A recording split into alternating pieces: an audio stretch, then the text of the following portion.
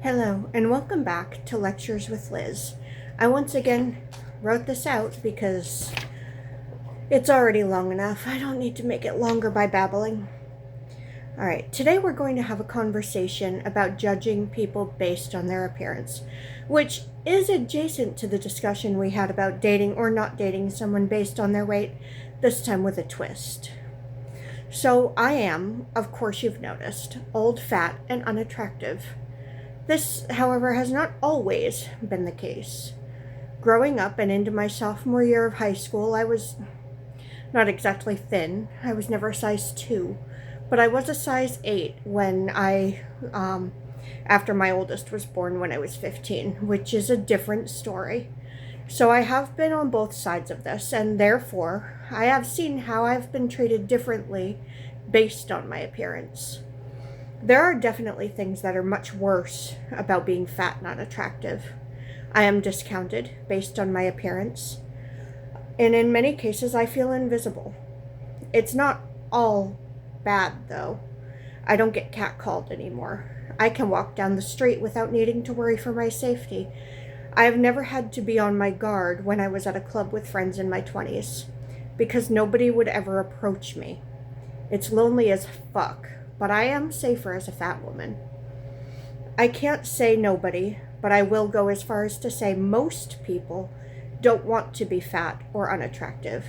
I feel like even young, thin, and beautiful people, if they really think about it, would shudder at the thought of being in those shoes, because they know how their lives would change. Many know because of how they themselves treat people differently on the basis of appearance. We all judge people based on appearance to a degree. I do it too, though every time I catch myself, I try to change my thinking. It is deeply ingrained into us that different means bad. Yesterday, I saw a TikTok with a young man talking about how bitches, or females, shouldn't bother being interested in him because he won't give up his video games for them. The first thing I noticed was what was probably a skin condition, and all I could think about was how dirty he looked. It definitely seems like he's not a good human being, but not liking him should have nothing to do with his appearance. I feel like when we see someone who is physically outside of average, or what the typical person looks like, our brains are supposed to take in that information and then move on. Because let's face it, we all look different in one way or another. Instead, we see a difference, file it under abnormal or wrong or not perfect, and we base our entire opinion of the person on our perception of their body. I talked in my other video about how our body is the least important part of who we are as a human, but it is a fact that we as a society have decided it is the most important part. Obviously, the media has had a big hand in this. We see celebrities on TV, in magazines, in movies. They look perfect, pristine. What we fail time and time again to account for is that even they don't actually look like that. From airbrushing to photo editing, the staff they have on hand to adjust every single tiny thing that goes the tiniest bit askew. Nobody looks like that.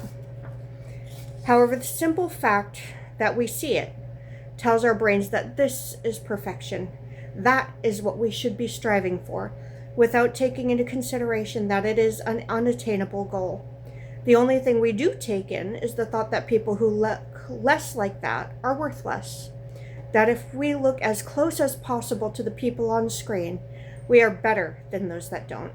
That we should fight through eating disorders, through plastic surgery, through drugs, through any means necessary to get as close to perfection as possible.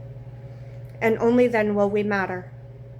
Only then will we be good enough, and anyone who doesn't fall in line is worthless, should be looked down upon.